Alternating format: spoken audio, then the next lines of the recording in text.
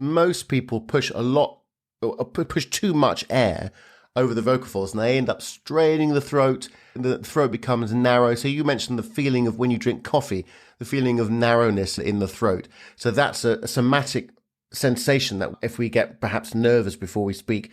So by warming the voice up and using the correct muscles to do that, is going to keep the larynx and the throat really nice and open and relaxed. Now, to feel the resonance, which is basically the vocal folds moving together, they're connecting together very quickly, and that's causing the vibration or the phonation, if you like.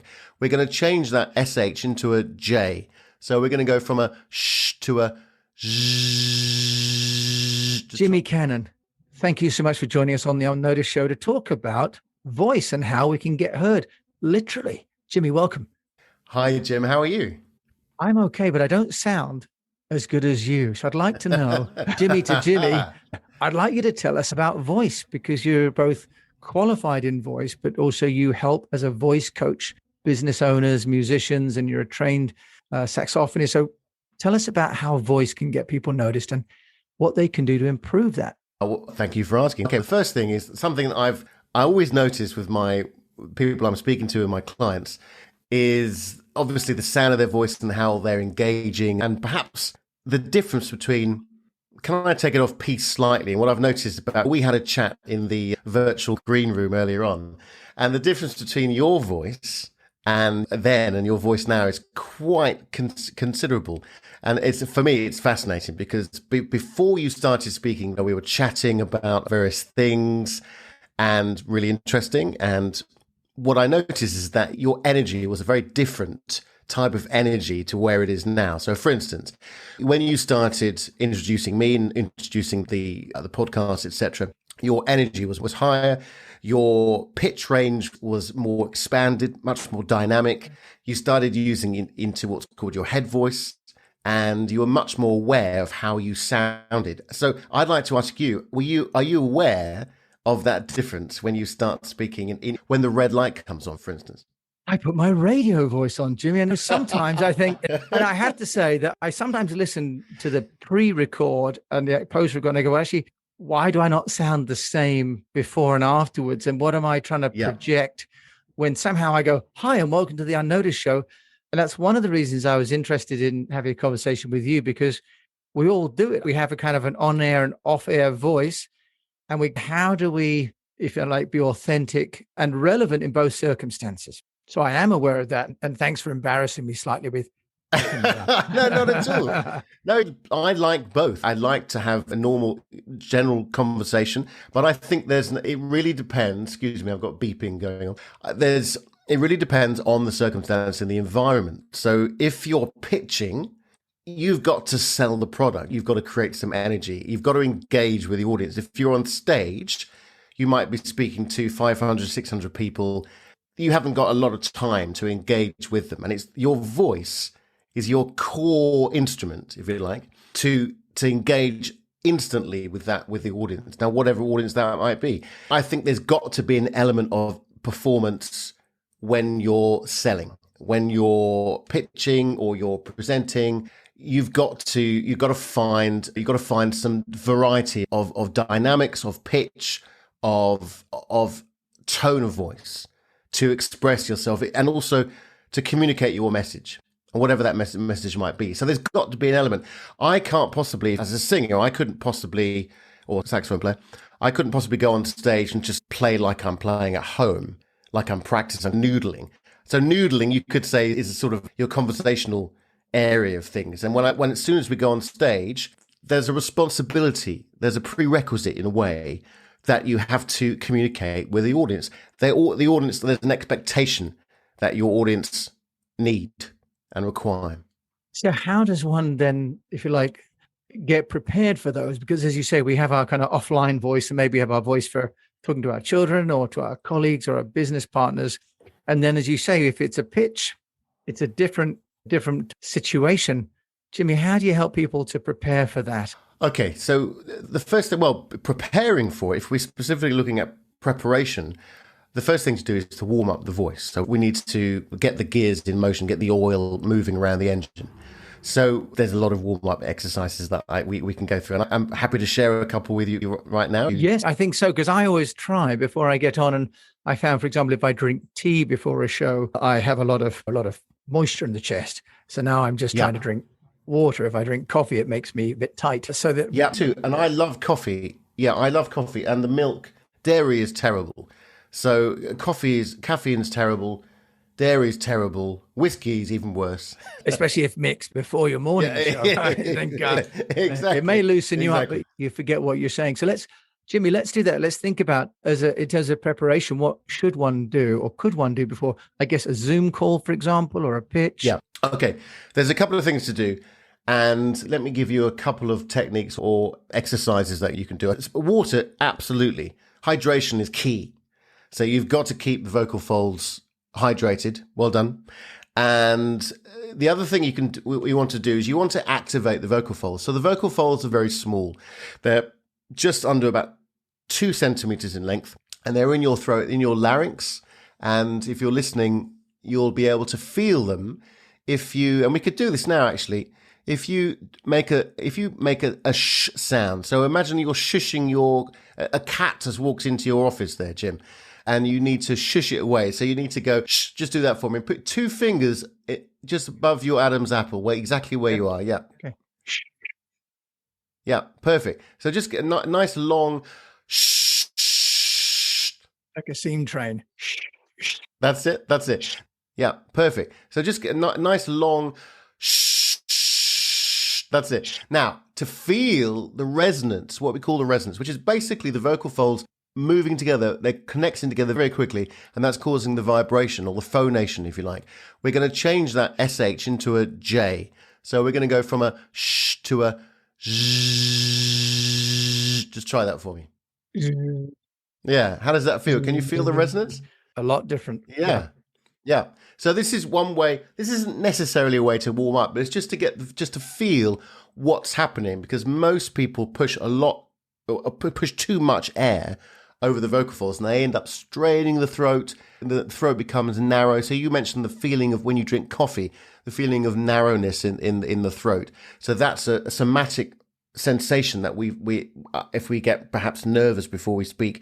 So by warming the voice up and using the correct muscles to do that, is going to keep the larynx and the throat really nice and open and relax. So this is really important, to let that air go. So let me give you a couple of exercises where it might take a couple of days to get to practice, but here we go. So the first one is called a lip trill. Okay. So This is brilliant. It just takes the energy away from the throat, and I'll do it for you now. What you need to do is you need to put your lips together and go and make a sound like a horse. So like that. Okay. I was going to go, nah. You got it. Perfect. Okay. Yeah. You can't laugh, by the way, when you're doing this. It doesn't work. Do I get the part as the pantomime horse? That's the question. Yes, you do. At the back end. Back end. That's my reaction to that, Jimmy. Excellent. Jimmy, you didn't tell me it was going to be fun. Oh, yeah, the podcast should not be fun, for sure. All right, so we're going to go from there. We're going to start just exactly the same, making a resonant, making it phonate. So we're going to go, feel it if you want to. So the idea is that we keep that going, but we make a sound. So we just do this.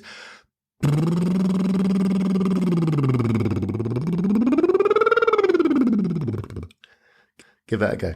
Wow. Okay, this may be more fun than you're expecting here.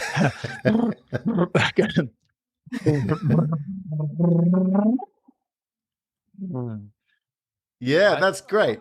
I lose really a bit at the bottom, though. You're much better at that than I am. I've been doing it a while, and I did have practiced it for quite a few times before I started doing it. So okay, it will take a couple of days. So you've done very well, actually. Very good. Thank you. Very good.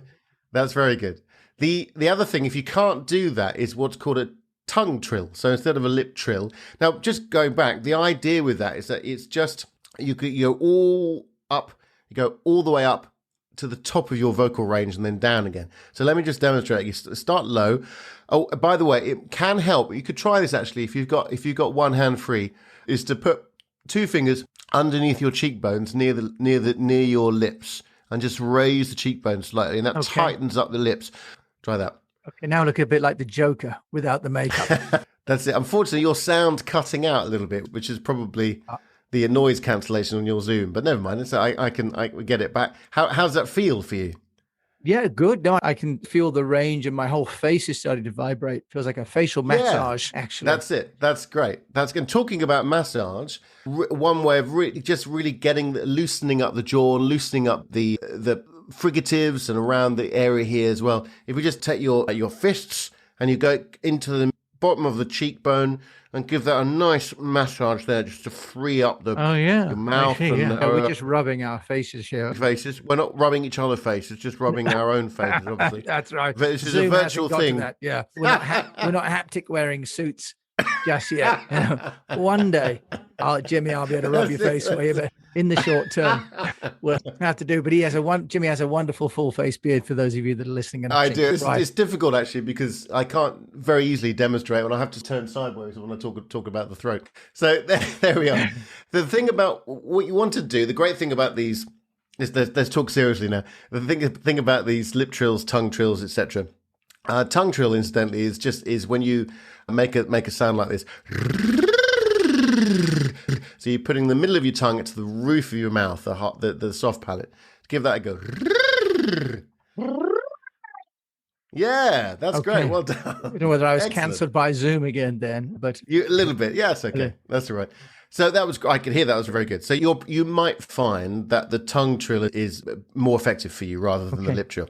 But either of these are really great because they take the energy, they place the energy more forward rather than into the throat. So they take away the energy from the larynx here.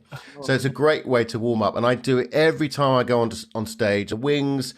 And it's tricky because obviously if you've got other people around you, they're going to wonder what you're doing when you're going. Yeah. So that might be a bit of a challenge. They may be wondering especially if they're sharing the pantomime horse with you, they may be worried what's going on. Now, Jimmy, let's just talk about not just horses, but breathing, because that's the other big part of it, isn't it? Warming up is one, but I know that a lot of singers and so on all talk about breath. So where do we go with that? Breathing is absolutely key. And I pretty much every first session that I do with a client or training is spent on breathing. So I always have to cover it. There's never a session where I don't talk about or cover breathing. So it's really essential. And it is essential because none of us breathe correctly. And as soon as we get to about 6 months of age, our body starts habitually changing the way we breathe. And if you notice a baby, if you and I can remember that time. Yeah, I remember the children being babies. Mine's a little bit more distant memory. I remember the daughters. Yeah. If you remember when your daughters were lying on their tummy, and you could see their lower back raise as they're taking a breath in. So you might have heard that phrase, and in the UK we hear it a lot. There's always somebody when you get into a lift and it's a crowded lift. You'll hear somebody, breathe in. And actually, what you want to do is the opposite. So if you breathe in, you're expanding the lungs. You're taking breath in. And I know that sounds really obvious, but when you really think about it, we're not really breathing correctly. So think about when you're taking a breath in, your belly is coming out, your diaphragm is dropping and actually relaxing. So when you exhale or the breath comes out, the diaphragm is contracting and pushing the air up through your lungs. So firstly, it's about thinking about how much air you need for each phrase and really controlling the amount of breath that you're taking in, and then controlling the out breath. And it's the controlling the out breath that is going to allow you to find or control where that breath goes and what areas of body it resonates within. So by resonating different areas of the body, there are 7 areas of resonators in the body. And by finding those areas, you can find different ways to create different tone and different emotions when you speak. So if I wanted to, I'm going to use my microphone now. That makes a big difference, as you can hear. But when you started with this kind of head voice, this mixed voice between your chest voice and your head voice there, and there's a mix there, and it's a different sound. And you can, if I go back and I want to project my sound, I want to speak to most of the room. And I want to start using, it's a little bit of a cliche. Hopefully I'm not overriding the channel here, not distorting. But you can see the difference in finding that different tone. And I think, and I strongly believe that the change of dynamics, pitch and tone in the voice can give you that change of give you that engagement when you're speaking, give you that variety that you need to keep people engaged. So it really sounds as though, it's a very complex area that we probably have taken for granted. I know I feel as though I speak sometimes at the top of my throat and struggle with how you get the sound to come out of the lower part. Yeah. So how do you get people you get them to focus on breathing out then, Jimmy, from a practical point of view before they're going to be speaking? I wouldn't say before. Yeah, my sessions are not purely just for just before speaking, but if you're, it's the whole gambit really of the whole, but I get what you mean. For instance, if I was working with you, Jim, then I would agree with you that it's not a drastic thing. Don't panic. I'm going to quit. I'm going to quit podcasting. I hate my voice. But look, here's the thing. It's about your perception, isn't it? It's about your self-observation. And people come to me and they say, I had a chap come to me. We all do discovery calls. We're all businesses, aren't we? So I had a chap come to me a couple of days ago from the States, and he had the most incredibly amazing sounding voice. And hi, Jimmy. Oh, it's Jimmy Cannon. Hi, yeah, great. Listen, I really want to improve my voice. And so, are you sure? Because you sound great. And actually, my business coach I told him about this, and he slapped his head and said, Jimmy, he wanted your help. Why didn't you? And I said, I don't think I could have helped him. But it's all about your perception. Now, you've already said to me that you feel, well, just explain to me again. You were talking about the high in your throat. Yeah, that's right. I think that somehow I end up speaking too much through the nose. I feel as though that's how I sound, that it doesn't come from the chest or even from the stomach. It comes much more from the head. Yeah, absolutely. Yeah. So what's interesting is that you feel like it's coming from your nose. But actually, it is coming from your nose a little bit. You're resonating with what's called from the mask area, which is in the nasal passages, and it feels like that. And in a way, it is resonating. The actual phonation is coming from the throat, but you can make it feel, the tone of it can be felt in that area, and it can also be, if you're not breathing correctly, if you're not using the air correctly, and you're not allowing your larynx to be nice and relaxed, then your throat, your vocal tract will be more narrow. So I would say that we could widen your vocal tract a little bit more, and again access a bit more phonation within that area, and also relax the jaw a little bit, more access into your oral cavity, and use your abdominal muscles to create more subglottal pressure, without getting too technical, but basically open up those areas of resonance. So being able to breathe correctly and be able to control that breath on the exhale is going to allow you to access those areas. So that would, and that I could change that, probably now for you. Wow. Okay. We've only got a 20-minute show, so maybe we can do it. We'll talk afterwards, shall we? Yeah. No, I'd love to do this. What would perhaps be fun is we do this offline, and then we can come back and trial it for another show. But Jimmy, do you have a sort of a one thing you say to people, if you just do this, that'll help? Do you have anything like that you recommend to people? Well, for you, because it's easy for me to see what you're doing, what I would do is I would concentrate on the inhale. And this is not a quick fix, but I would think about how much breath you're taking in, because I don't feel that you're taking enough breath in when you're speaking.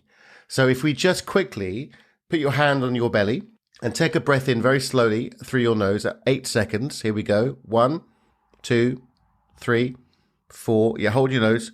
Or through your nose, sorry. 5, 6, 7. No, I don't hold your nose. I've lost track. I'm holding my nose and trying to breathe. Sorry, because I thought it looked like you were holding your nose. I don't hold it. Let's start again. If you hear me passing out, it's because the instructions. I'm breathing in through my nose, but holding my nose. And my face don't is hold your nose. red. No, definitely don't hold your nose. So one hand on the belly, and think about the belly coming out and relaxing as you're taking a breath in. And don't hold your nose, but think about breathing through. Definitely breathe through your nose in. Here we go. 1, 2, 3, 4, 5, 6, 7, 8. And let it out for me. Let it out when you were doing yours.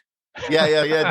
Do it. Yeah, do it on your own, because it's quite difficult to do it together. Okay, I'm going to do this one time, and then we're out of time. Here we go. I'm going to breathe in. I have to say about 4, I stopped. Go on, take a breath in. That's it. 3, 4, 5. Yes. 6. Yeah. And then let it out with a So you should be able to quite easily and comfortably take in around about 8 seconds of breath and then let it out for it. So I would say that you're not utilizing the amount of breath that you could do when you're speaking, and that will give you more resonance and more of a dynamic range of your voice. Jimmy Cannon, I could manage an inhaler 4. So I'm only using 50%. So I can only do better with your help. Jimmy Cannon, if people want to find out more about you and your amazing insights into sound, and also just to enjoy your company, how can they find you? JimmyCannon.com. Thank you so much for joining me today on The Unnoticed Show, Jimmy. Take a breath. Thank you for joining us on The Unnoticed Show. I've been with Jimmy Cannon, saxophonist, voice coach, and professional voice expert here in the UK, and also to clients around the world, including the Americans. Thank you so much for joining me, Jimmy. My pleasure, Jim. Speak soon. Good. I'll look forward to it. Hopefully with a better sounding voice.